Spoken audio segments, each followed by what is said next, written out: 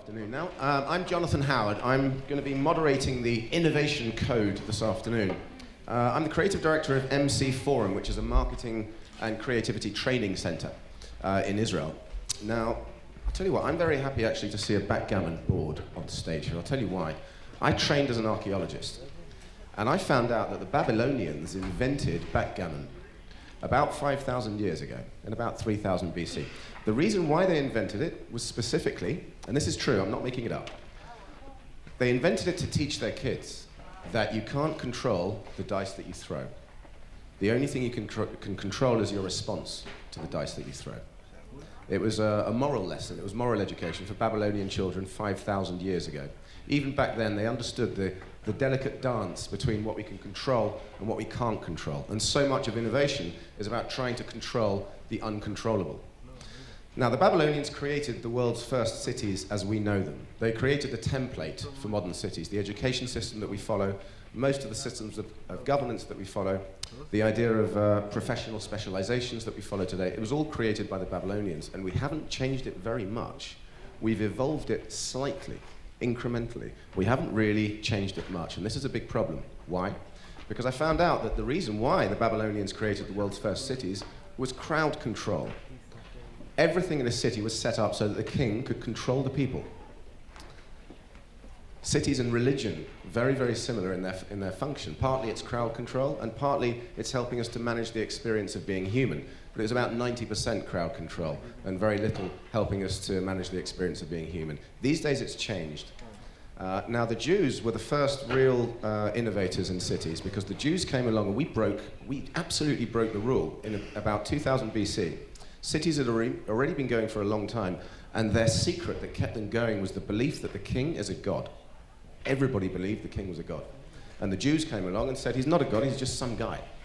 And this was a serious scandal. This is why they started trying to kill us.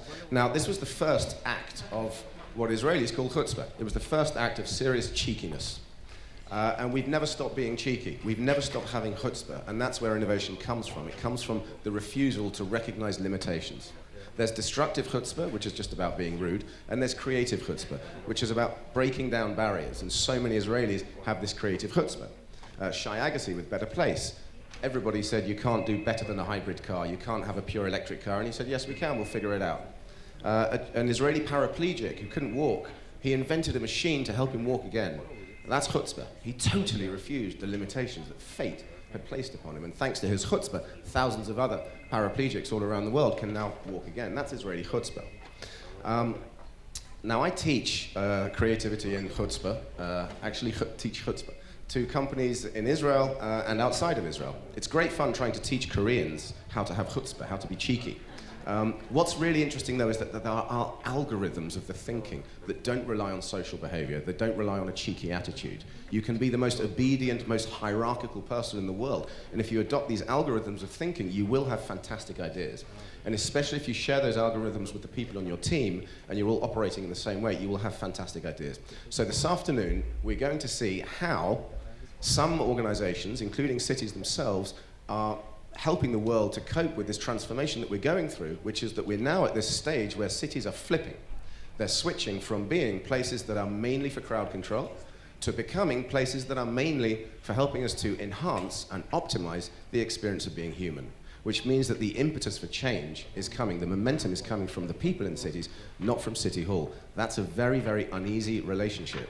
And this afternoon in the Innovation Code, we're going to have a look at how some organizations, how some cities, and how some very visionary entrepreneurs are helping to bridge the gaps between the public sector, who want to control everything, the private sector, who want to make change, who want the creative progress, who want the disruptiveness. It's a very uneasy relationship, like I said. It can be worked out, and we're going to see this afternoon how to work it out. Now we're going to break for lunch. After lunch, we're going to hear from Raghava, our keynote speaker. I'm looking forward to that, and then we're going to have the Innovation Code. So thank you very much indeed so far, and thank you very much indeed to our speakers. Have a great lunch. See you at 2 o'clock. And I think we've just seen that very clearly. But as humans, we're quite vulnerable psychologically. We need the right conditions for progress to flourish. We need to be given a second chance if we screw something up. All kids are given second chances when they mess things up, except at school. Tel Aviv is a second chance city. It's often referred to as the startup city. Let's be honest, all of those 66 original families were people on a second chance. They weren't born here. And the people who came here, people who tried to make their dreams come true, whether they were escaping persecution in Europe or whether they had some other dream, they were all on a second chance. They had some experience that they put into action. Now, the success stories are the ones that gained traction and momentum from other people, got other people interested as well. This is true of every kind of innovation, every kind of breakthrough idea. Even hundreds of years ago, it was true in the UK.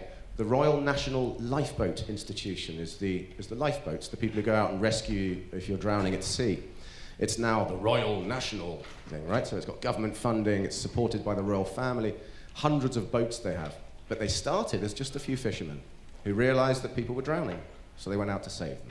And then it became a little bit more organized within the community, just a little bit more. They'd start volunteering to be on guard, to be on duty, and to be on watch. And then the royal family and the government found out about it, and then they started supporting it. And the lesson from that story is that they didn't support the lifeboats because people were drowning. They supported them because people were being saved. So if you've got a problem, find a solution, then ask for help, and you will get help. Now, here's a wonderful example of someone who came to Tel Aviv on a second chance to build a startup or to build a new life, whatever. Is building a wonderful, wonderful startup which is all about helping other people to get second chances, all about filling those gaps in the potential for progress within this city, which government either can't or won't help with, isn't set up to help with, but someone has come along, actually from abroad. Somebody has come along. Andrea Kruchik Krell has come from abroad, and she's going to tell us about Microfy, giving people second chances. Thank you very much, Andrea.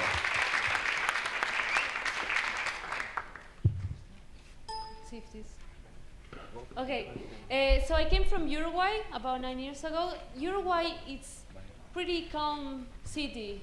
It's, how can I explain? People are very chill there. They dress all the same. They talk about the same topics. I've been here 9 years, and people are still talking and complaining about the same things. And I wanted excitement. I wanted something different that I couldn't find. So I came to Tel Aviv. And here I found that if you are an Orthodox Jew, you can roller skate. It's fine. If you want fresh fish from the market, you can go and get it yourself. If you love eggplants, then you can share it with the world. And if you think that you're Jesus Christ, for sure you'll find people to follow you here in Tel Aviv. But I also saw some things that I didn't like so much. About 5 years ago, I was studying economics at Bar-Ilan, and I was obsessed with microfinance. And I was studying about Africa and how microfinance made a huge difference. And then I realized that Africa was actually here, 10 minutes away from my house. So I'll tell you a bit about these people, because many people maybe don't know there are African refugees here in Tel Aviv. They come from Eritrea and Sudan, and they come mainly by foot. They arrive to the border with Egypt. The army soldiers take them to a detention center, and from there to the park, this one. And then that's it. They need to find a way around. And I realized there was no one helping them get on their feet. So I decided that I wanted to change this because I didn't like it. So I started a microfinance organization that helps them create small businesses. And this is what Microfy does. First, we have business training where they learn how to do business in Tel Aviv. Then they get a one-on-one consultancy in order to be able to make this into a feasible plan. And those ideas which are potentially successful, they get funding. They get small loans of about $2,000, and they start their small businesses. And you know what? All of them so far have paid back their loans. So many people ask me, okay, what business can you start with $1,000, $2,000? So they started restaurants, internet cafe. Jetu from Congo, this one. She started a beauty salon. Maria Jose and Olga started a catering up there. Ali from Darfur started a store. Gabriel, a supermarket. Ismail started a computer center. And all this just with the small loans and giving them some dedication. And what's amazing is that these people that are, they're seen as such a burden, right? Because they're like 60,000 coming to Israel. They can become the country's biggest assets. Faida started a kindergarten, and she won the only ever international microfinance award that Israel was given. I also have the chance to travel around the world with the Microfy, and it took me to Sandbox Industries, where I learned a lot about how to start businesses. So I came back to Israel, talked to someone here at the college, and helped create the Start Hub. This is in the economic building, the building next door in the 3rd floor. You should take a look. But we are all made by our surroundings. You can't just, out of the blue, well, some people can, but I felt that being in Tel Aviv, it inspired me to want to live in a better place. Jesse started Open Tel Aviv. He's an urban planner, and he saw that suddenly all these buildings were coming up, and he wanted to know what was the urban planning of the city, so he created a platform to democratize this process. A friend, Dan, saw all this pollution coming into our beautiful beach in Tel Aviv, and he took a picture, and boom, Facebook, and now all the organizations are talking about it and trying to change this. Tess, she loves, she studies environmental studies, and she wants to make a compost. So she started a garden in our neighborhood, so now we can put the compost there and create our own vegetables. So what I'm trying to say is that we can't wait anymore for the leaders and governments to see the things that we see every day. We don't want to come out of our homes and see trash everywhere, or see homeless people sleeping on a doorstep. We see a problem, we point it out, boom, we can create a change. So what I mean is, come out of this conference, spot a problem that bothers you, show it to the world, and create a change. Thank you.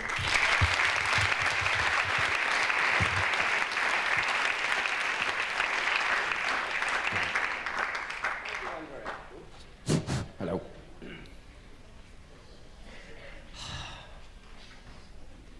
So Albert Einstein once said, another great Israeli, of course, Einstein, we love claiming everybody, don't we? We claim, as long as they were Jewish, we say they were Israeli. It reminds me of Colonel Gaddafi. He actually claimed that Shakespeare was an Arab. Sorry? Even Jesus, we claim, was Jewish, was Israeli. Colonel Gaddafi actually claimed that Shakespeare was an Arab. He said his name was Shakespeare, and he actually expected us to believe it. Einstein said, when I work on a problem, I never think about beauty. But when I find the solution, I know that if it's not beautiful, then it's wrong. Which I thought was quite interesting, because most really good solutions are so elegant that they are kind of beautiful.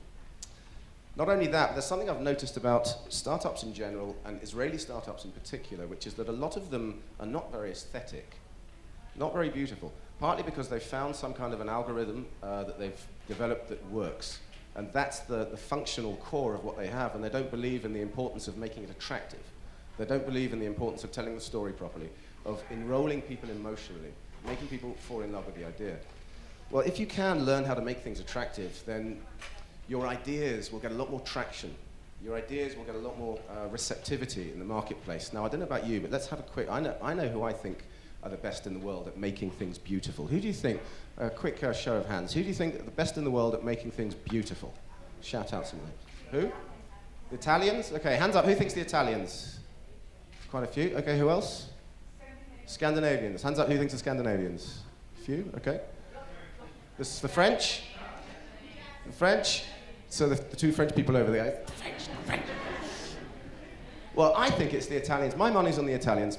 There's a reason why Pininfarina has been designing things for a long time, because they know what they're doing. I believe they're among the very, very best in the world at making people fall in love with things that they probably wouldn't otherwise notice. So here to show us how they do it, please welcome from Turin, from Pininfarina, Matteo de Lise.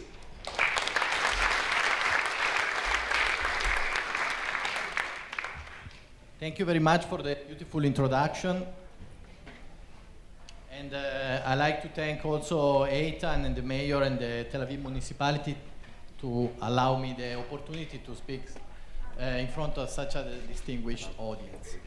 The idea of this presentation is to explore the relationship between design and global cities, and in particular to see it from the perspective of Pininfarina, for which I'm responsible of strategic partnership, business development and marketing globally.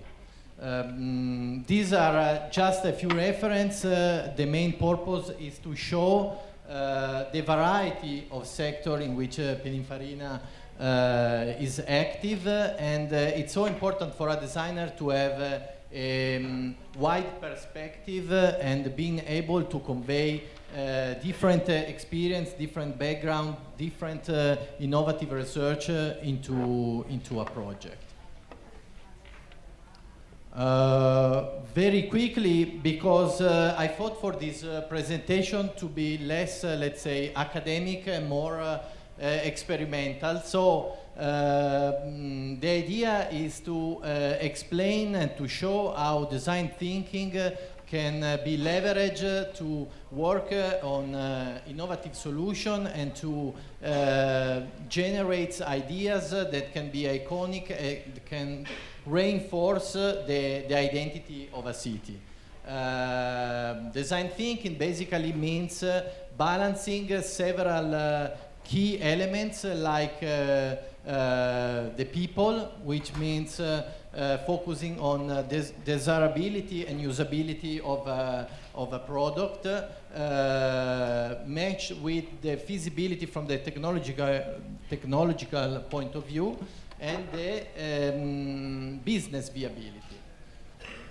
So, but since design is a human-centric activity, what we always start from is trying to understand the cultural context to define the needs, aspiration, in this case of a city and its citizen, providing innovative and effective solution that then has to be advertised, especially outside of the city, in order to become like an international icon.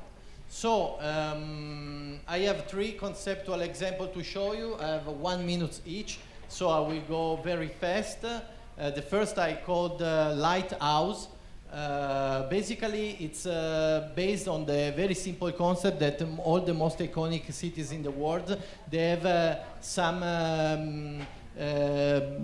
building, some infrastructure that makes them very quickly associated to their image and to their identity. For the city of Tel Aviv, we thought that the vision should have brought something that is iconic but also sustainable and convey entertainment for especially the tourists. So this is less made for the citizens of Tel Aviv, but more aiming to create a touristic icon, something that all over the world will know about Tel Aviv. I would not go into the details, but you get an idea from the image. The second, it's called Platform. The idea in this case is to create a platform that the main application is for urban transportation. And the aim is to convey also all the technological expertise that there is in Tel Aviv, and in Israel in general, and so to convey a platform that can be again sustainable. If before we were talking about sustainability by sourcing from tide waves and the power of the sea, in this case we were thinking about energies coming from the sun. But the point is to convey and to glorify the startup inclination and the technological expertise of Tel Aviv, conveying all kinds of information also from the citizen into, for example, a bus shelter like this that is able to provide a platform of information about all the transportation of the city, but also information that the municipality wants to deliver to the public. And finally, this is a synthesis of the main concept that we understood are very important for Tel Aviv, and so iconic, innovative, and sustainable, and in this case sustainable but with a direct reference to transportation. Again, many important cities in the world, they are famous for their iconic and innovative transportation system.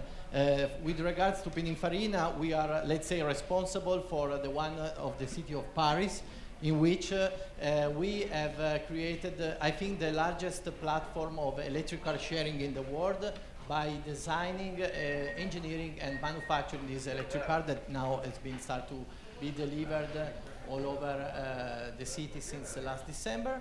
I would like to conclude by saying that an integrative design approach, it means that you deliver solution that integrates maybe urban transportation, technology, and also iconic architecture. And so by having a mastermind of a design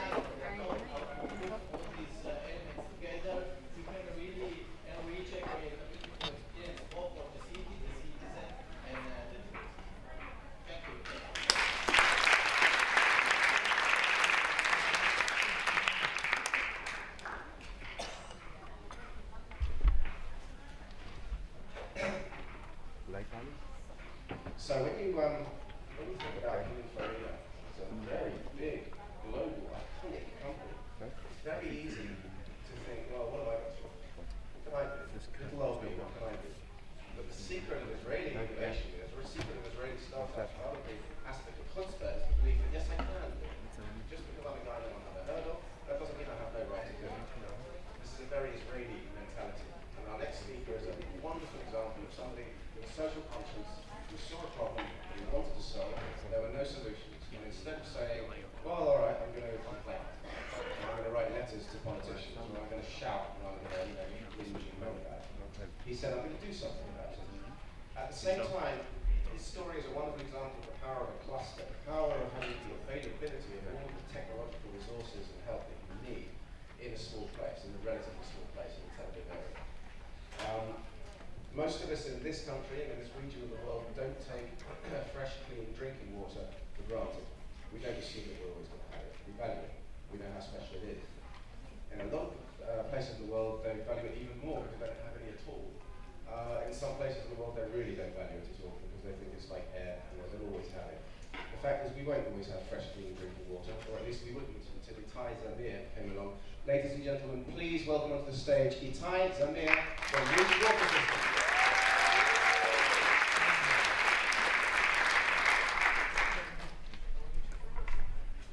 Thank you, Joe.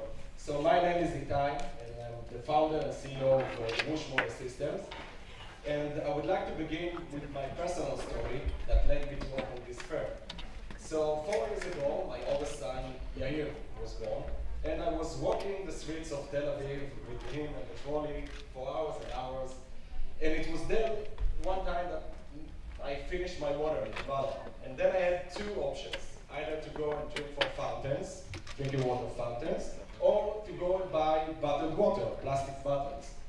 Both of them were problematic for me, and I will explain in a minute.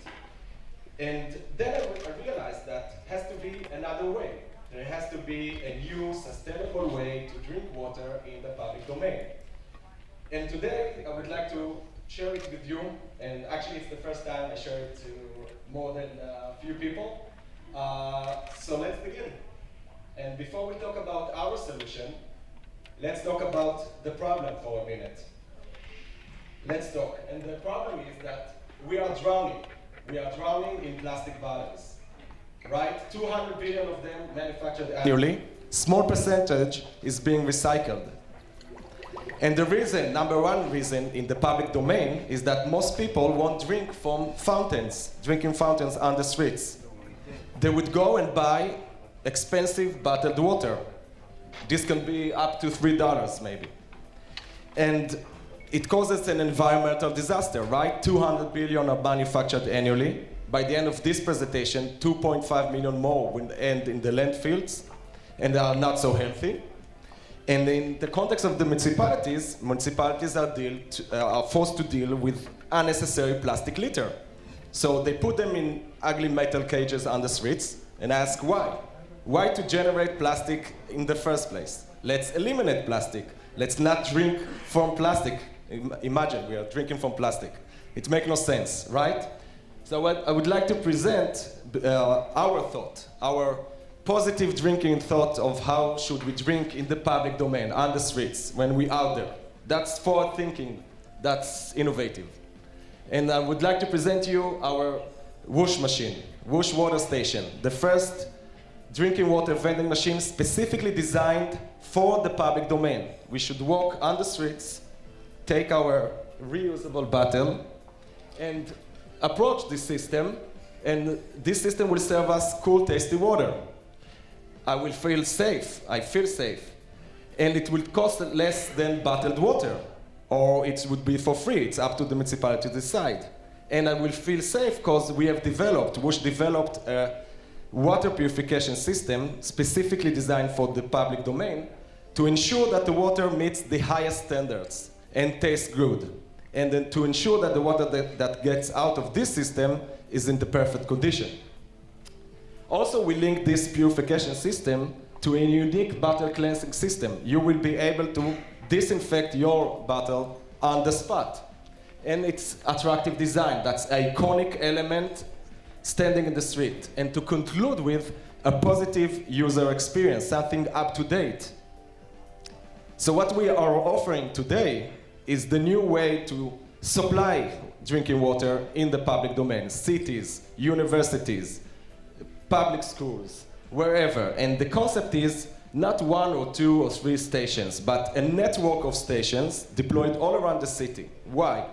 The idea is to get people to convince them that they can stop buying plastic bottles. Just walk with your reusable bottle, and on every corner you will find a station that will supply you safe, tasty, cooled water, and you can disinfect your bottle on the spot. And in that way, also cities that already banned bottled water, like San Francisco or London, will be able to locate an alternative to plastic bottles. And cities that want to ban bottled water can do it now. And this is our concept. The idea is wherever I look, I can find a water station. So for cities, the benefits are cities without plastic bottles, cities that can reduce the carbon footprint that the city generates. They can reduce the expenses on recycling and transportation of these bottles. They will be an innovative global leader. That's a green thinking. And they will make the citizens happy. Citizens of this city will pay less for bottles. They will think, this city doing something good for me. They will improve their health because the water will be more available. So, 5 months from now, I can tell you that we're going to deploy our first network of stations in this city, Tel Aviv. And yeah.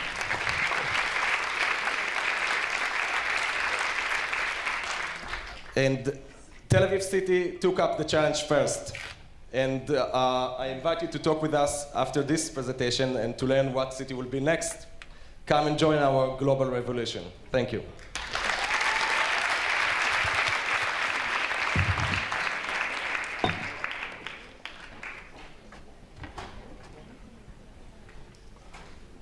Hello? Hello. I don't know about you, I'm thirsty now. It's good we got glass bottles, not plastic bottles. Israeli startups are getting better and better at presenting, aren't they? It's really good to see. It's really, really good to see. That was a super presentation. Thank you, Itay. Well, we've heard from the presentation about what is from a big company like IBM, smart city concept, and we are not at the same level, but we can discuss with the big company about what is a smart city and what we want, what the city wants to start a new process, a new path in order to have a smarter city.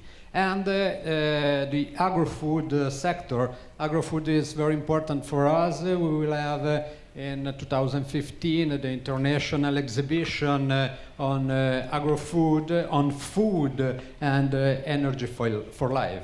These are our goal sector, let's say, and what kind of action we started for helping business creation, network of incubators, co-working spaces, grants for innovation, etc., integration with urban regeneration and incubators. This is a very important point because we try to help economic development and linking the development, economic development with the changement of the city, with the renewal of the city, and putting specific activities in the related area can help to move the peripheral areas.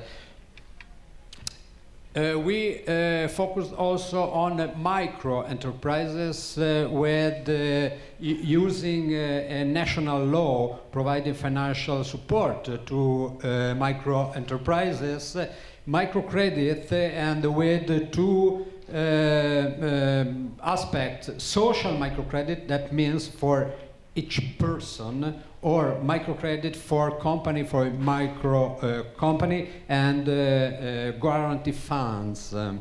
This morning we talked about a lady, probably a lady from Amsterdam, mentioned the triple helix as the base of the innovation process. I think we have to talk about the pentahelix added to the world, the research world, the business community, the public system, also other two players or other two actors, citizens and association of citizens, third sector, not-for-profit, etc., and the business communities able to finance new services.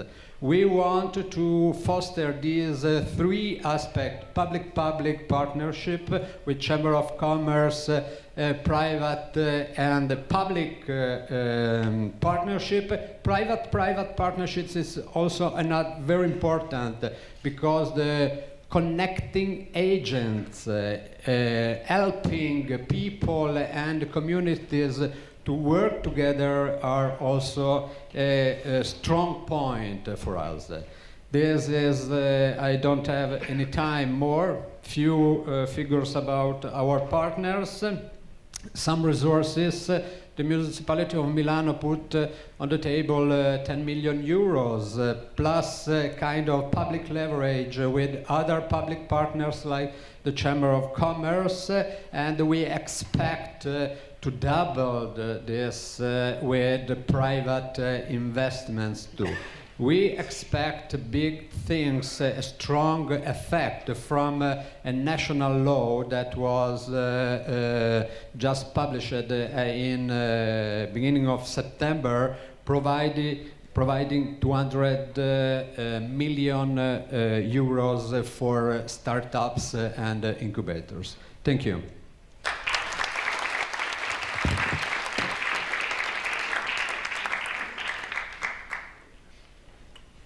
Good. Yes. Thank you very much. So, traffic in Milan. How many of you have ever been to Milan? So you know the traffic in Milan is not great. The food is fantastic. The fashion is fantastic. The traffic's not great. Mind you, who am I to talk? It's not great in Tel Aviv either, is it? And it's not great in London. Well, there are some things that City Hall probably should do, but can't because of legislation, because it's not within its remit. There are some things that City Hall could do but can't because it doesn't have the resources for it. These are the situations when local entrepreneurs jump up with a solution of their own. And our next speaker did exactly that. He had a solution which has now gone beyond his own country where it started. It's now big in several other cities around the world as well. This is a classic example of an Israeli startup success story that comes from an individual trying to make the problems of living in cities better. Please welcome onto the stage from Get Taxis, Shahar Waiser.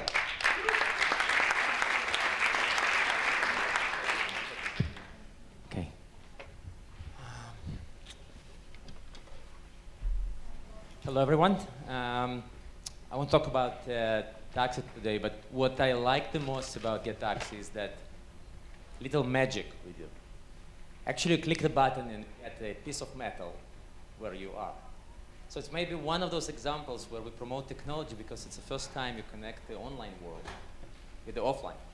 And this little magic, that's what makes people also happy and like to use it. So since we launched a year ago, we've been driving all around the countries, and today we're in 4 countries, 18 cities, and we like changing the lives of people who use Get Taxi today. So basically it's very simple. Some of you maybe who live in Tel Aviv already tried that. At least we believe that almost everyone who has a smartphone today should use Get Taxi. It's really changed life. But basically it's one button click to make complicated things simple. You click the button, and after 30 seconds, we find you the right driver who's close to you, and you see the driver exactly where it's come. And by the end of the trip, you can pay with a click of the button. And the vision behind Get Taxi was always being, how can I make this magic of having your own phone and using taxis in your own city, but also travel in other countries, other cities, and having your phone on your language without knowing where you are, knowing the streets, and just click a button and get the taxi. Today, this vision, just 18 months after we launched in Israel, Tel Aviv was the first, today become reality. When you travel to London Olympic Games, or maybe it's a little bit late for Olympic, but if you travel just to London, you can, in Hebrew, Russian, English, any language, you can use Get Taxi, click a button, you get a taxi. In Israel, it takes 3 minutes to get your cab on average. It means it might be even a few seconds, it might be 5 minutes, but on average it takes you 3 minutes, and it's that simple.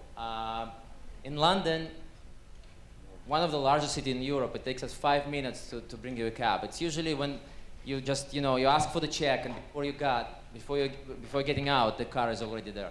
I don't have a car in London or in Israel, I just use Get Taxi, and it's become truly replacement for my private car. That's the reason, by the way, we promote the shared economy where you use public transportation such as Get Taxi instead of your own private car. We like to see that people also like our vision and they share the same, and it makes the city better because just people use it on the daily basis.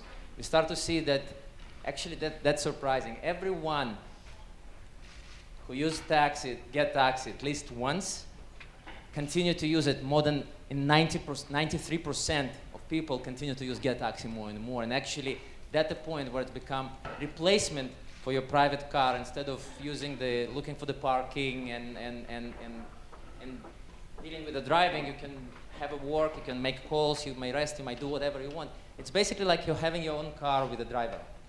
So some big companies love the vision the same, and they become our exclusive, we become exclusive vendors for those companies. We love to see it all across countries, Moscow, London, Israel. Now we are ready to launch in New York, which is basically not a simple city, but we come. So this is how it looks in Russia, cold city, but we found it very difficult to work in Moscow because if any of you have been there, it's really not a simple task. It usually takes 45 minutes if you order a taxi to get one. With Get Taxi, just 6 months after, we bring a car in 12 minutes. That changed the entire behavior, how people use it, so they really start to use taxi instead of their own car. This is beautiful London cab, black cars. So as I mentioned, 5 minutes you get any of those, anywhere in London. So anyone who travel to London actually experience Get Taxi, and then you take it with them. And as I mentioned, the view is that you will be traveling to New York, London, Paris, any city, Milan, of course, and you can use the same Get Taxi on your language. So this is Israel, of course, we're emotional. This is just a little present to you. Some of you who did not yet use Get Taxi, you can download it for free, use this code SUMMIT, and you get the first 50 shekel on your balance, so you can try today and use Get Taxi from here and start using the public transportation. Thank you so much.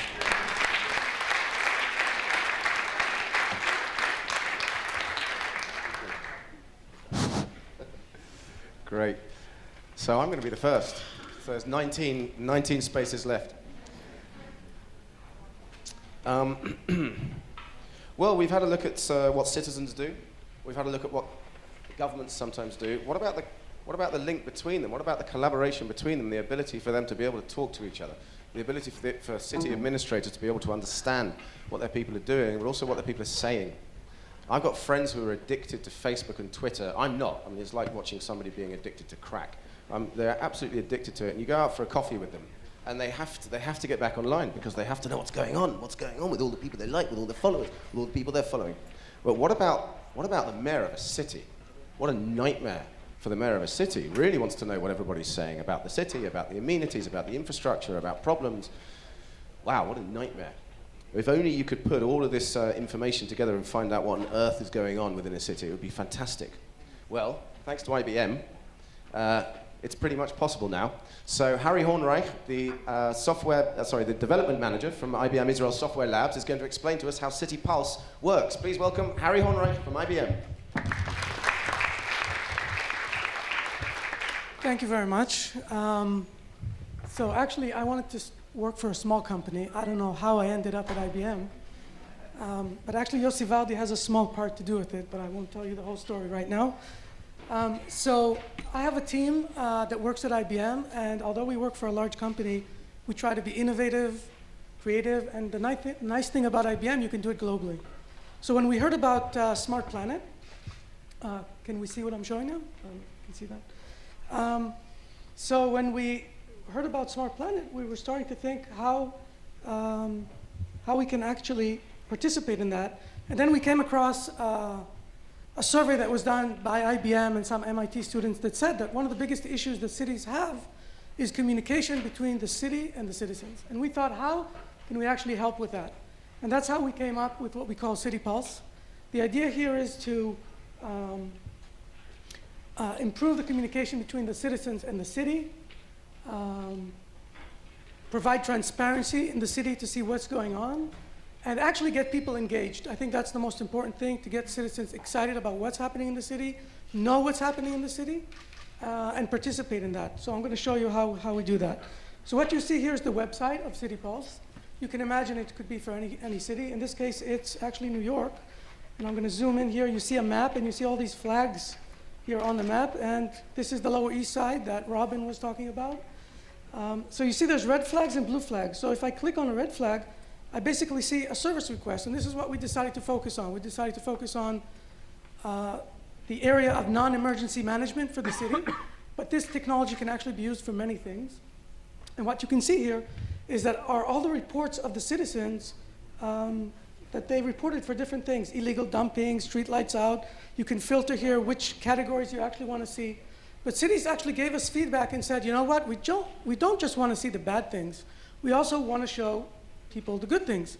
And that's the blue flags, which is just an example of what you could do here. There are many things you could do, but a good example is, for example, I clicked on this one. You can see a library innovation.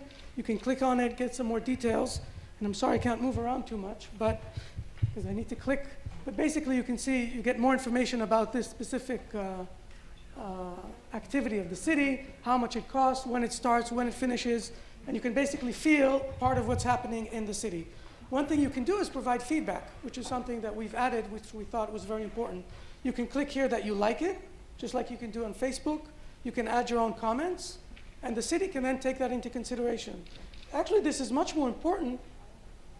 If I go back here, just 1 second. If I go back and click on one of the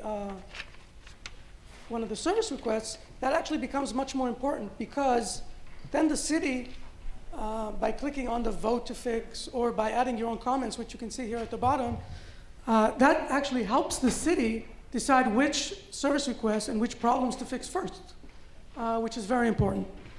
Another thing that you can do as a citizen, you can say, you know what, I don't want to just report things, which I can show you in a second how to do that, but I actually want to get notified when things happen in a certain area.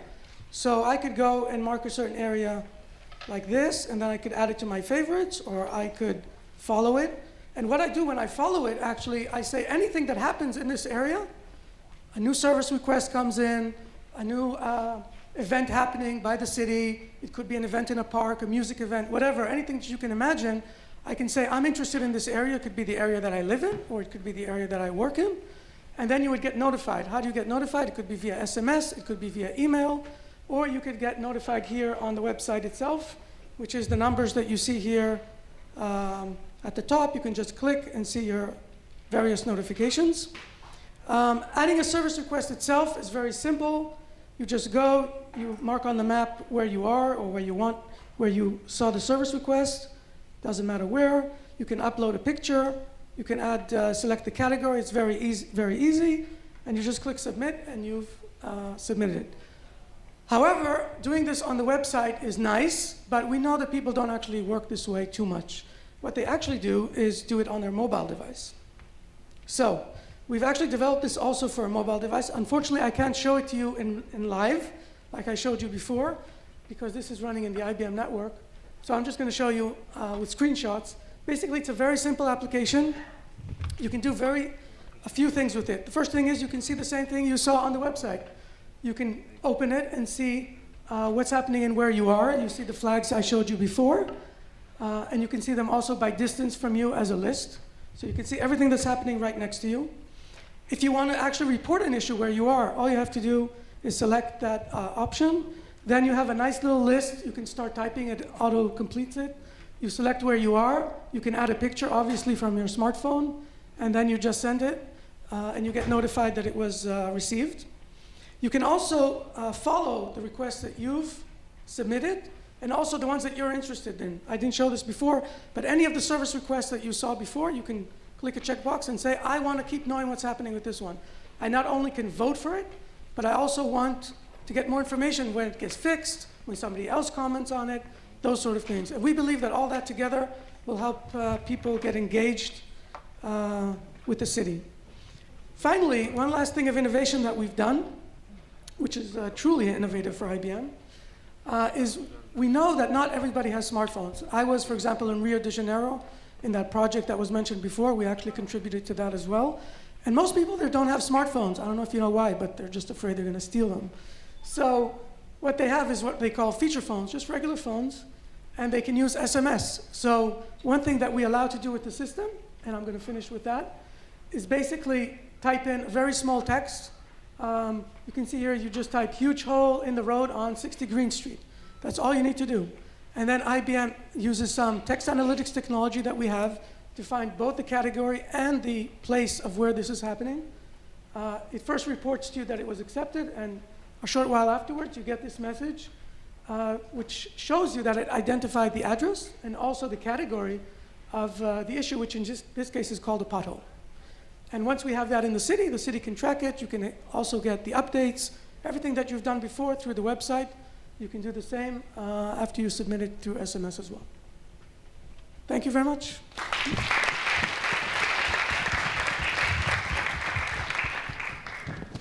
Thank you very much, Harry. So that finishes our speed pitches, our speed speeches for the afternoon. We're now going to our elective sessions. So.